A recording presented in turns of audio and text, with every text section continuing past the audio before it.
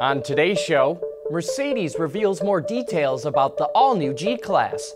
Automakers are offering heavy subsidies to sell electric vehicles, and we take a look at a classic car road trip across America. All that and more coming right up on Autoline Daily.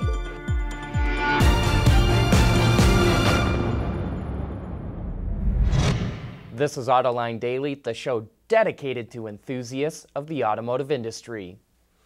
Hybrids, plug-in hybrids, and battery electrics grew faster than the overall U.S. market in 2017.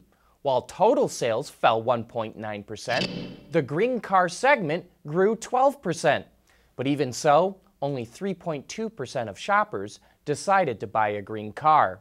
Hybrids easily dwarf sales of plug-ins and BEVs, but sales of BEVs and PHEVs are growing far faster, and automakers are offering heavy subsidies to sell battery electrics.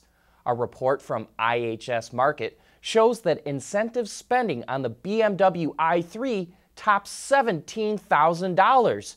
For the Nissan Leaf, it's over $16,000 and over $10,000 for the Chevrolet Bolt EV.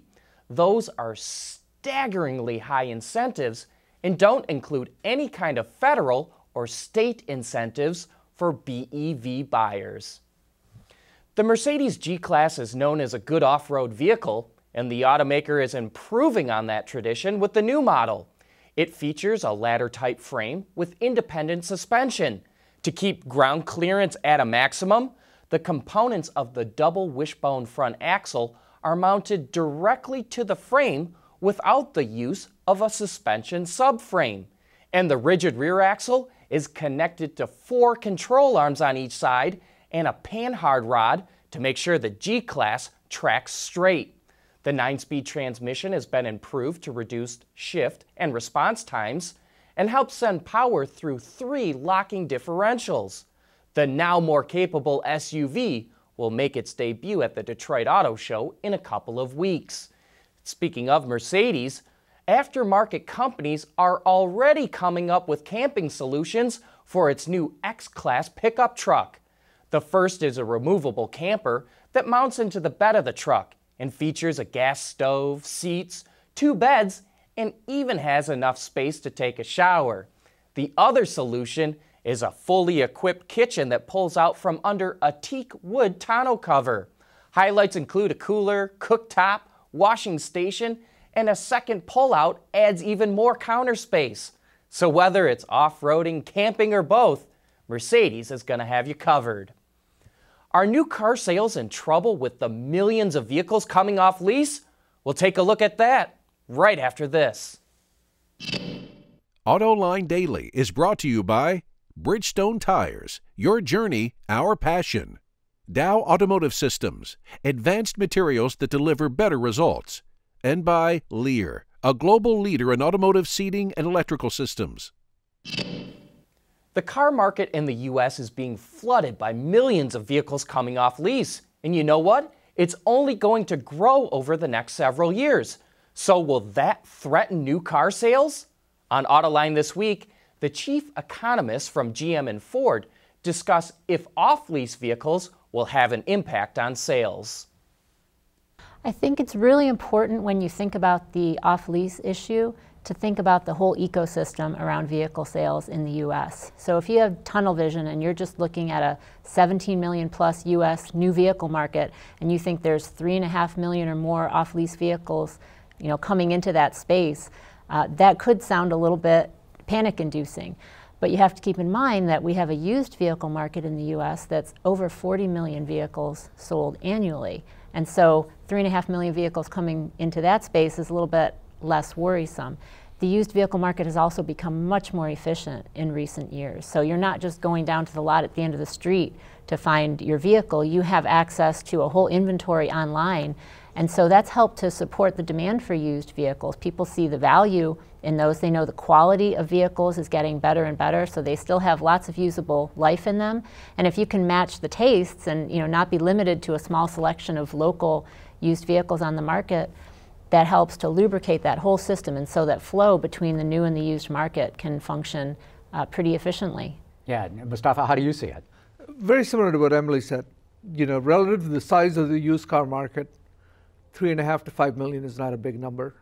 And as long as those vehicles originally weren't sold instead, at very subsidized rates, what we call subvented leasing, then you've got an economic proposition. And with the improved efficiency of information and the durability of vehicles, there are a lot of people that are willing to buy those that otherwise may not be in the car market. So I think I'm much less concerned about that. I still think we're in a 17 million world. As long as the underlying economy remains strong, I'm very comfortable with an outlook that's right around 17 million. And for more of The Economist's automotive outlook for 2018, you can watch that entire discussion right now on our website, Autoline.tv, or you can find it on our YouTube channel. Driving classic cars for several thousand miles in the middle of winter sounds crazy, but that's just what some enthusiasts are doing. Have more about that right after this. At Bridgestone, our engineers want to help make sure you're not stuck on the side of the road. Our revolutionary drive guard tires are engineered to take a puncture and drive up to 50 miles. Ready to go. Watch our latest Archer demo at BridgestoneTire.com. This is the third year of The Drive Home, where some classic car lovers motor their way to the North American International Auto Show in Detroit. When it started in 2016, there were only 3 cars and a handful of enthusiasts making the trek. But today, the cars and the crew have doubled. Everything kicked off this year with an event in Boca Raton, Florida, before the 6 cars and drivers hit the road for a 10-city, 2,200-mile trip to spotlight why classic cars need to be driven. When we started, people thought we were crazy in year 1. You're going to drive vintage cars across America and put them at risk? Are you kidding me? And we said, as you know, yeah, cars are meant to be driven, and we drove them in the snow, and they were made for that, and we're doing it. Cars that are in a museum, never driven, are dead. Now people get it, and they're rooting us on, and they're joining us, and there's more enthusiasm about it than that first year when there were a lot of skeptics. I don't hear any skeptics anymore. In fact, some joined this year's event to take advantage of the towns that the drive visits, as well as the people it touches throughout the 10-day tour. It's a great promotional opportunity. This event, this drive over 2,200 miles will reach some great car enthusiasts at many destinations in many states. Many who are unfamiliar with what we do and love to take a vacation and thought that they would like our event to be an experience for them.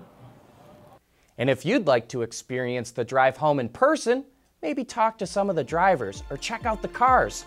We'll put a link to its website in today's show notes. That's where you can find the remaining schedule and stops before it all wraps up on January 12th, just outside of Detroit.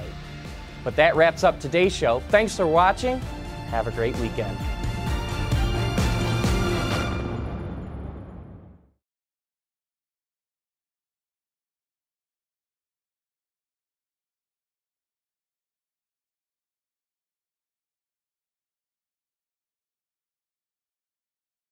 Wards is the industry leader for news, data, and analysis. That's why companies across the globe subscribe to our premium service, maybe even your own. Log in for subscriber access now. Check your company's intranet for details and rely on wardsauto.com to keep you informed.